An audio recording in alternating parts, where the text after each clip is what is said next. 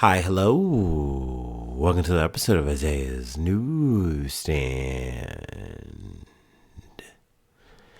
It's your host, Isaiah Edwards. The date is December the 21st, 2025.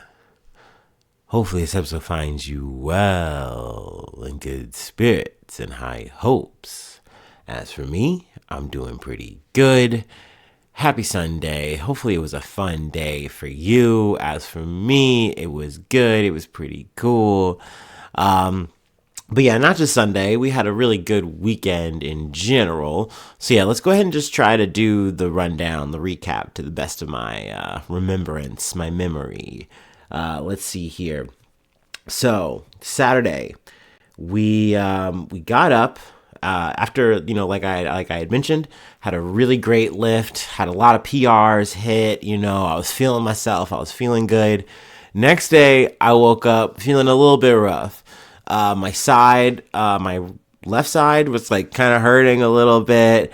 I was a little rough for wear. But overall, I was fine. I was okay. I just kind of knew that I wasn't going to be able to hit it as hard, just gym wise for the weekend. Also, I knew just with the setup in general for my weekend, I wasn't going to just have the time, unfortunately. So we get up and, of course, I just don't sleep well Friday night. We get up. I am about an hour late to get my laundry started, but we do get our laundry started. We get to the laundromat. We get that all going. No problems there. Overall, we get, in and out of the laundromat. So that's good. We love that. But, by the time we get to the gym, post all the laundry, bringing it back home, folding it, yada, yada, yada. I knew that I was on a tight wine because I wanted to do my gym session and then get a nap in because I just get so tired just doing those two things like laundry and gym. Plus with the fact that I just didn't really get that many hours of sleep in, I just knew I'm going to need a nap. So I reduced my workout. I just pretty much did an hour of weight training and then just 15 minutes of cardio, just kept it pretty light. And, got in and out and, overall felt good, but I always feel like I'm leaving work on the table when I do that. So I didn't like that, but, we get home, we do take our nap and, we get up and we go to Northside. So yeah, it was nice to just, kind of have things, go smoothly and to, get to the city rested. I think that's so much better for me. Usually lends to a better night, right? So we, start off with our usual. We go to Chameleon, and they had some yummy slices. Now I can't remember all the toppings, but I will say I did get 3 slices. The Bianca was definitely the best. It was like more or less what I would describe like a taco pizza. Had like salsa verde sauce. It had pieces of corn. I believe it had onions on it. Then the veggie had like a lot of greens, had like broccoli, onion. I believe had a ricotta cheese going on there, if I'm not mistaken. And then just the standard pep. All 3 delicious. And then I got a side of Cajun fries. So that was yummy. Went down. I will say I was trying to like be a little bit better. And I was like, I'm going to eat most of this. Like I want to say I ate maybe like 90% of the food. But I tried to leave some on the table because I just keep having stomach issues, y'all. Like the food hangover is worse than any of the hangovers. Especially this year. So I've just been like, at least in this moment, I was trying to be mindful. I don't really, spoiler, it didn't really work out. But we have that meal. We go to Northside Tavern after that. And we, me and my homie, it was just like more or less the 2 of us. There was a show, I think, going on. I can't remember the name of it. Some kind of like, it's Santa related in terms of the name of it, but I don't think it was anything Santa-esque, but like it was like a metal, like, or not metal, maybe hardcore show. Anyway, we weren't there. We didn't see anything. So like we were just kind of chilling. There weren't that many people out at the time. So we wind up going to our favorite, little dive bar, Junkers, early. and not many people were there. And I'm like, that's fine. We don't mind a chill night, but we're there early. Not much is happening. And the homie hits me up with an option. And he goes, well, one of our friends is doing a housewarming party. You've never been to their house. We could walk to the house. It's not it's not that far. And I was like, you know what? Let's make time. Let's do it. So we take a little walk, take a little jaunt, and we go. Overall, it was a nice house. I finally got to see it. Fun decorations. Like, we literally go and there's like skeletons and stuff like on the upper porch or whatever. So it was cool. It was a vibe. I didn't really get a tour or anything like that, but we did get to see the basement and a couple of the other rooms, stuff like that. So it was a nice little quick hangout. We didn't stay too long. But then from there we went back to Junkers because we were hoping that more people would kind of filter out post the show. And then, maybe there's more people to hang out with. And more or less, I was correct. I got into like a really good conversation with someone I've kind of had a couple of interactions with, just like kind of quick meeting, like, oh, nice to meet you, da da da. But I guess they've also been on like a bit of a fitness journey, working out in the gym a lot. So it was really cool just talking shop. And I found out like both of us like watched like one of the same gym influencers, like Will Tennyson. And I don't know, I've yet to bond with someone over that. So I was like, I love this. I was very excited to like commiserate with someone at a bar getting drunk. So that was cool. That was a vibe. But post that, we do finally get home. And, we chill for a bit. We'll say a little bonus foods. The homie randomly made me a tortilla with just like, we just heated up the tortillas, put some cheese on it, rolled it up, gave it to me. Loved it. It was yummy. And then also another one of the homies made us some cookies. Like, made everybody like in the crew some cookies, like a little cookie package. The highlight was this matcha shortbread cookie. Oh, it was so good. So yummy. Gobble it up. But yeah, no, I ate that, and then we sat down and watched the John Cena farewell fight. So I had seen clips of it. I believe we talked about it actually last week. So it was nice to watch like the full thing. Very sentimental. So it was definitely nice to watch and just, kind of talk with the homie. But yeah, after that, fast forwarding a little bit, we get up and I get home because I knew my stomach was just a ticking time bomb. It wasn't doing too hot. I was kind of like glad that I didn't go hard on the pizza. Didn't really eat any snacks at the housewarming. I was like, oh, I'm not feeling too great. But we get home, I kind of proceed to just have like a slow motion, like agonizing hour or two of just like, wah. But, it's all good. I was able to get some sleep for like a couple of hours. We get up and I'm like, I'm feeling a little better. And then I go to the grocery store. Get to the grocery store. It was kind of weird because like there was no reason for for there to be like things not stocked yet, but I went to the chicken and they didn't have like any of the tenderloins that I was looking for, and I was kind of like, all right, well, boneless chicken thighs it is. All right, then. I mean, technically that's just like a good thing, but it was a little annoying for that. But everything else was there, so W grocery run. But yeah, post groceries, we get after some more gym time. Same situation as Saturday, where we just do 45 minutes of weight training, 15 minutes of Stairmaster. That worked out okay, and for the time that I had, for the day I had ahead of me, I was like, this will be fine, this will do.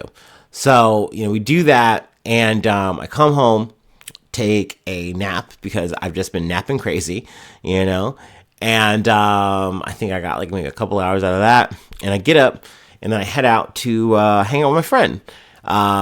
Actually, it's one of my coworkers, and I have gotten them, like, this has been over, years now, but I've gotten them into Magic the Gathering, and so now we, like, hang out and play. So that was nice just to kind of play some Commander with the homie, and then we ate some soup, like, in between games. So that was nice. He had made this, like, potato soup, and it was very yummy, very thick, very chunky. So yeah, overall, it was a really good time. And then, got done with that and came home, and I was like, you know what? I miss my dear sweet listeners oh so much. And there's definitely a lot of news that I wanted to cover, and I feel like I missed. So let's get home and let's get after it. And here we are. So yay! I missed you guys. Hi, we're back. Hopefully we don't have too many days off, but I say that knowing that like I'm kind of getting used to the every other Saturday, kind of taking a day to just sleep and just focus on doing laundry. As I get older, it's good to take time for those kind of things. I don't know. Yeah, I feel like that's wise. And, hopefully, y'all understand. But, yeah, let's go ahead and do our startup and let's get into some news.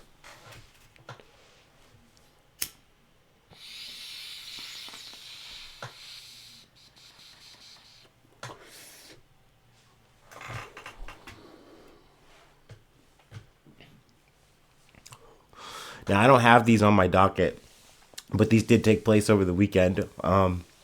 Jake Paul finally lost a fight against a boxer in one of his little Netflix fights.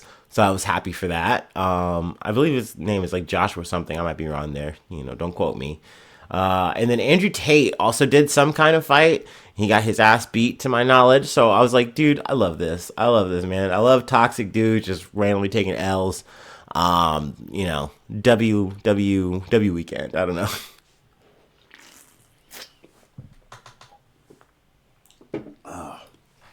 All right. Anyway, let's get to the, in my opinion, more important news. From ABC News. Taiwan attacker planned assault that killed 3 and injured 11, authorities say. Taiwanese authorities said Saturday the suspect who killed 3 people and injured 11 others in knife and smoke grenade attacks in the island's capital had planned the assaults and set fires at other locations earlier in the day. The suspect, identified as a 27-year-old man named Chang Wen, fell to his death from a department store building in Taipei after the attack on Friday. The assaults shocked Taiwan, where violent crime is rare, prompting authorities to step up security at crowded spots and big events, including its New Year's Eve celebration that usually attracts many locals and tourists to an outdoor countdown. Chang Chun-hison, Director General of the National Police Agency, said the suspect began a series of attacks at 3:40 p.m. local time, first setting fire to roads and causing damage to cars and motorbikes. He also set fire to where he lived.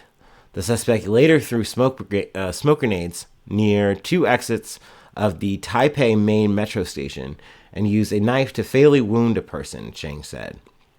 After the attack, the suspect took an underground path to return to the hotel where he was staying.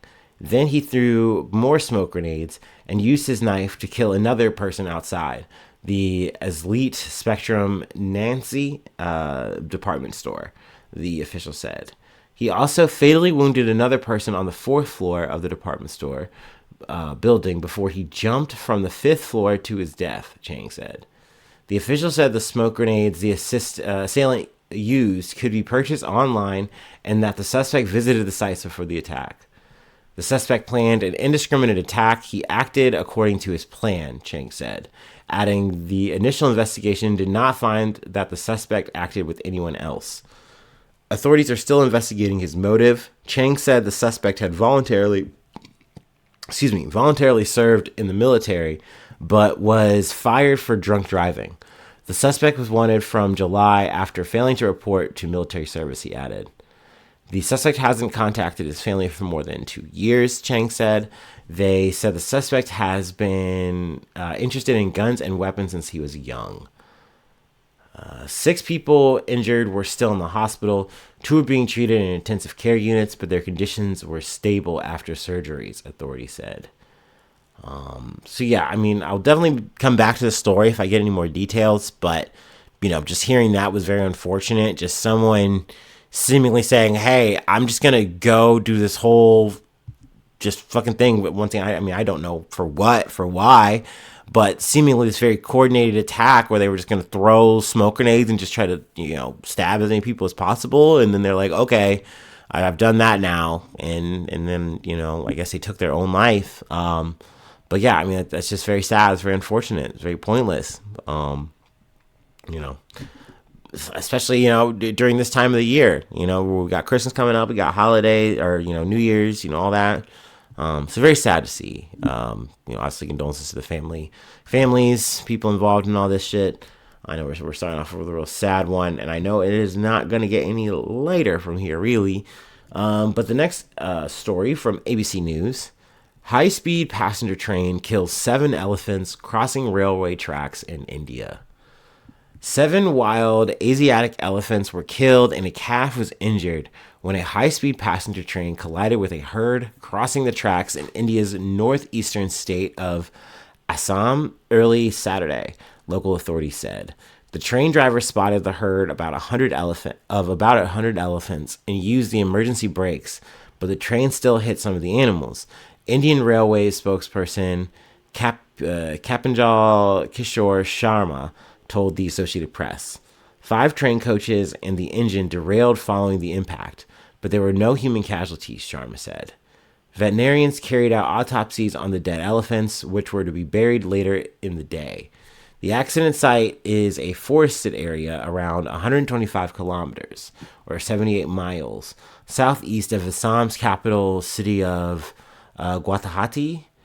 Railway tracks in the state are frequented by elephants, but Indian Railways said in a statement the accident location wasn't a designated elephant corridor. Let's see here.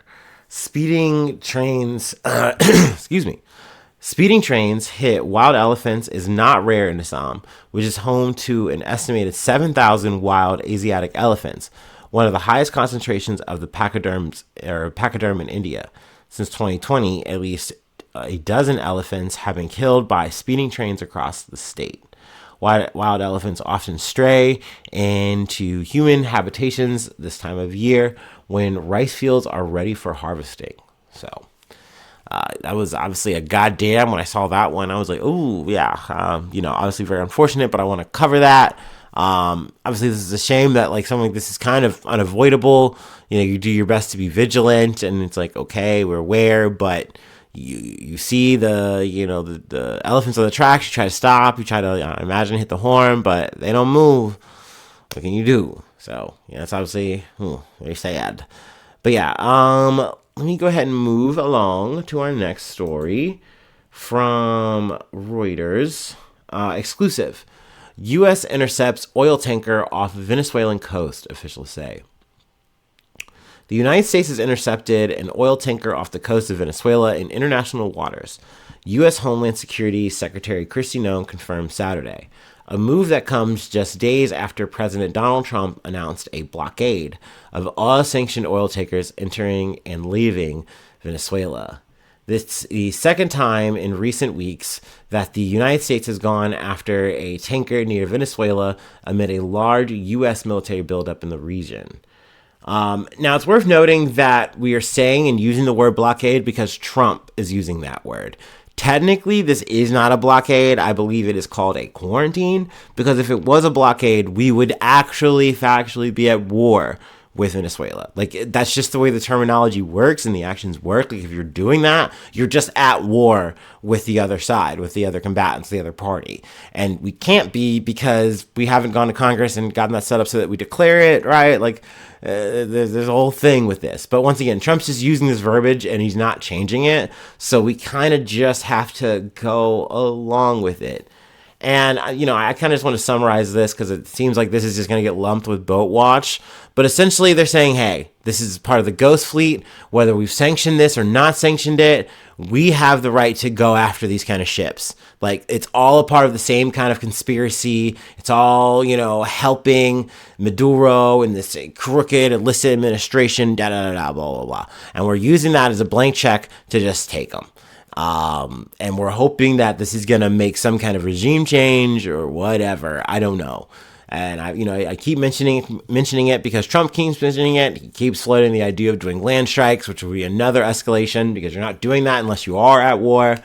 But yeah, I mean, he's saying, hey, it's all in the name of fighting drugs, baby. This is the war on drugs in 2025. I fucking guess. I mean, y'all know how I feel about this. This feels like fucking, I mean, you can call it colonialism. You can call it modern day piracy from, the Western side of it, I guess. I don't know.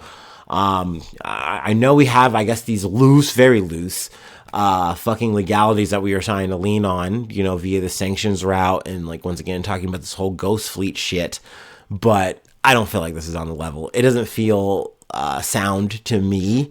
Feels like it's on very legal, shaky ground for starters, and morally just doesn't feel right to just say, we're going to run up on this country and just shake them down until they do what we want them to do. But it's par for the course for, America. So, I'm not surprised at all, by all means, that we are continuing this campaign. But yeah, I wanted to at least get that story in for the day. Let's move on, though. This was a story that caught my attention. I can't remember. It was either Thursday or Friday, and I was like, I want to talk about this because it kind of goes to a bit of the grocery talk we've had, throughout the year a little bit. It's going to lead into another thing with AI. But from CBS News, Instacart to pay $60 million in refunds after feds allege it deceived customers. Instacart has agreed to refund $60 million to customers to settle allegations that the grocery shopping service engaged in deceptive marketing and billing practices, the Federal Trade Commission said Thursday. The agency alleged in a lawsuit that Instacart charged hidden fees and refused to issue refunds, raising the cost of groceries for customers and harming shoppers. Instacart misled customers by advertising free delivery services and then charging customers or consumers to have groceries delivered, and failing to disclose to customers that signed up for a free trial that they would be automatically enrolled into a subscription program. Christopher Mufferidge, director of the FTC's Bureau of Consumer Protection, said in a statement. So, I mean, this is a great catch, in my opinion. I'm happy that, we're holding a company like Instacart accountable. I remember doing a couple of Instacart runs when I was, in my DoorDash era, but I just remember that shit being very hectic, very overwhelming, and I hated doing it. But that being said, I feel like you see a lot of companies, especially with companies with any kind of subscription models, they push these kind of plans. They're very fast and loose about it, and they think that it's fine and they can just get away with it. And it's not that big of a deal, actually. So I'm happy to see them have to at least fork up some kind of money. But this part really, was the reason for the season for me. The next thing I wanted to kind of get to. So let me take a quick water break. This is from Consumer Reports. Excuse me.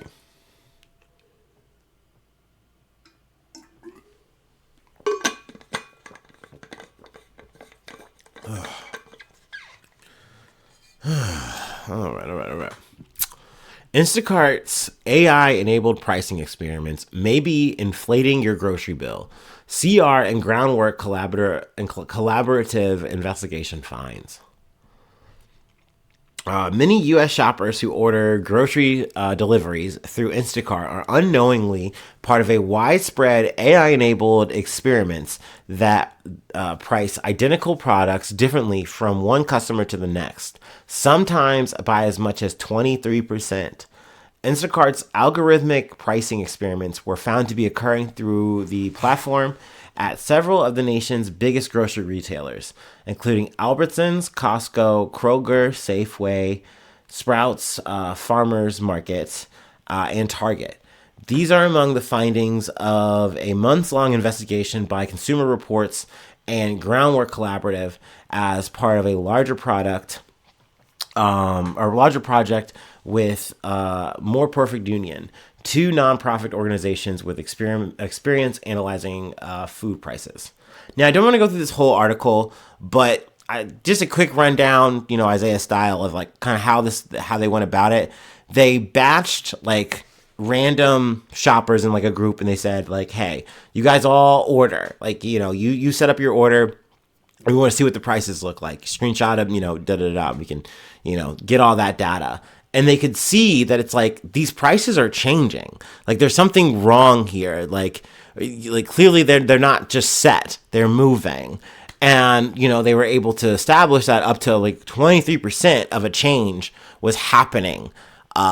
Which is something that, could easily affect you when you're like, okay, like, when am I gonna, when should I buy? And they know that. So it's one of those things where it's like, if this becomes a thing, and this goes back to the whole dynamic pricing thing, essentially they're kind of playing around with this and seeing how much they can kind of squeeze out of consumers. And they can do this down to like any kind of individual item, with the power of AI. So I love that. I think it's so great. It kind of dovetails back to the whole digital price tagging thing, because I do think that this is a very collaborative experience. And I mean, now I'm not really pulling from the article here. It's just speculative. But I feel like you can just consume all of this data and then apply it and then change your prices, as you see fit, given the day.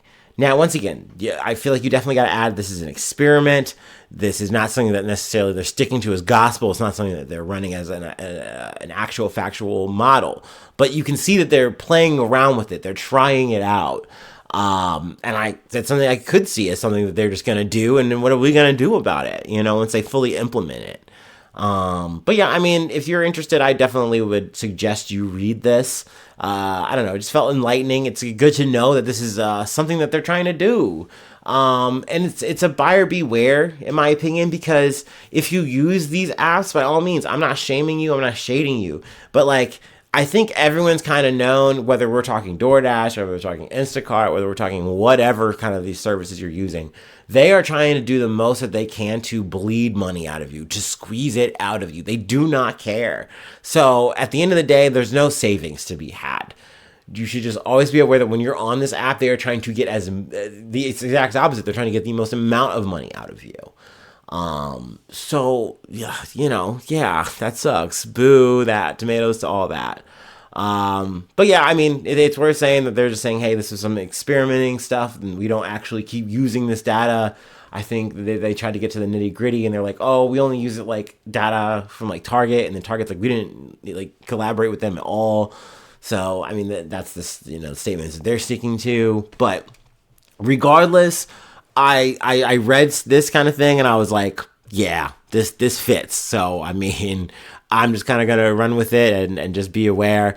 And once again, I'm still looking at those fucking price tags at Kroger Funding, because I know, man, they're going to try to do whatever they can to, streamline this process so you really don't think about it. It's just always kind of been there. And it's like, yeah, sure, the prices change. It's just an easier way for us to update the aisles. Yeah, at the drop of a hat. Anyway, let's go ahead and move on. Let's go ahead and get out of the grocery aisle. Let's go ahead and take it to space. We have one more story that I wanted to cover.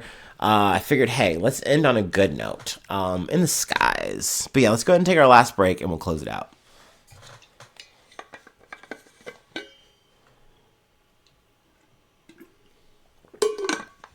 Oh, man, I don't know why, but just the dynamic pricing thing really gets my goat. That is something that's really bothered me. I've been really thinking about it a lot throughout the year, because just the idea of, whether it be a Wendy's or it be, your local Kroger or Albertsons, whatever, that they're just going to be like, hey, at any given point of the day, we're just going to tick up or down the price. That's fine. It's no different than what we do on any given day basis.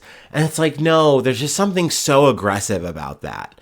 It just feels so predatory that they're just like, we want to make sure that it just matches the times of the day for people. No, like you're squeezing on when it's busier, So I don't know, man. It just bothers me. It seems like an economist nightmare or some shit. I don't know. Maybe I'm just being dystopian and dramatic, whatever. Let me continue my break.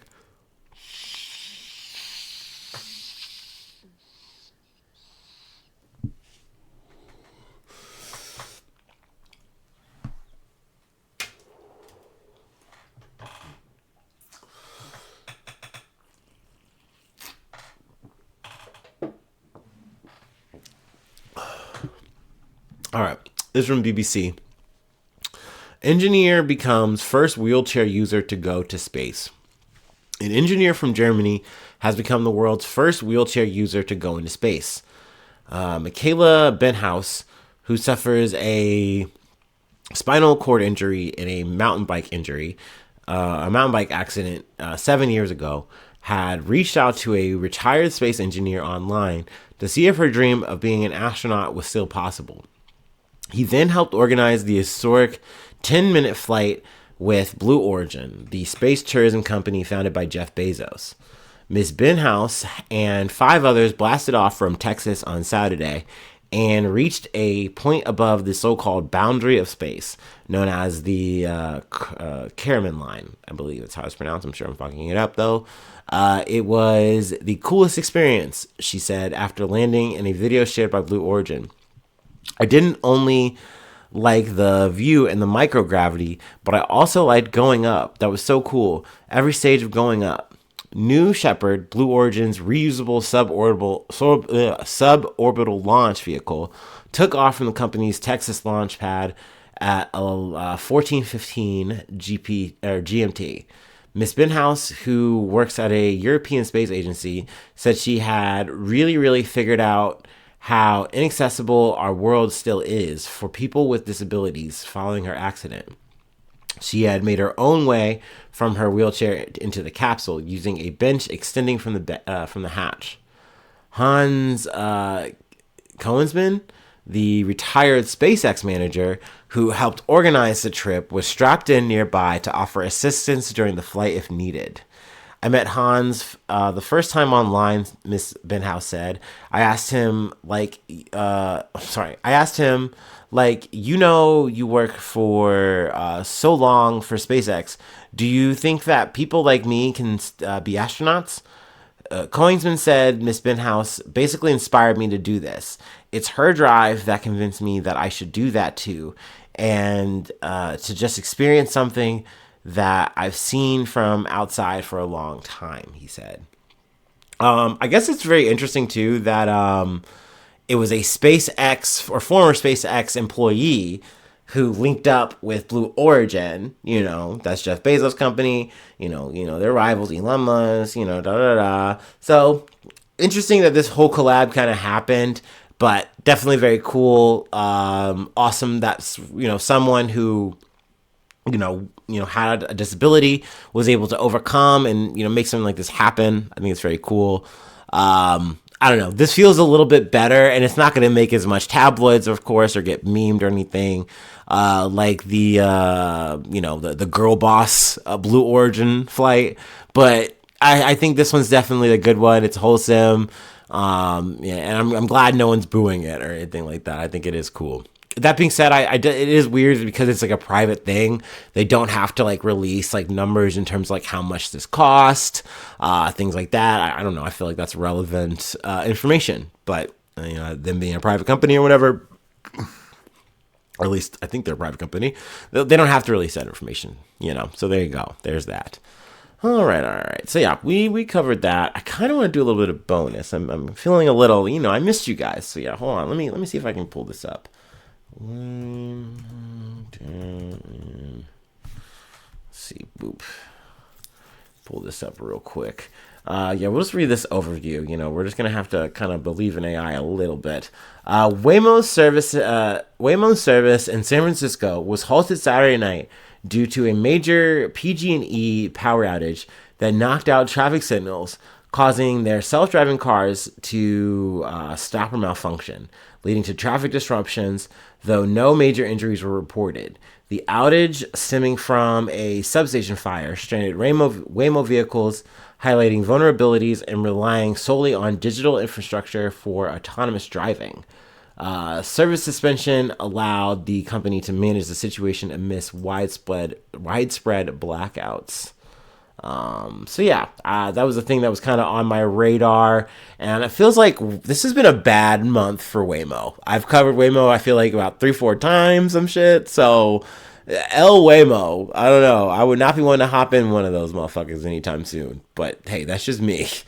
That's it. That's the episode for today. That's where I will leave it. It is Sunday, so no need to shill. So thanks so much for tuning in. Thanks so much for being a friend. And hopefully I see you soon for some more good news.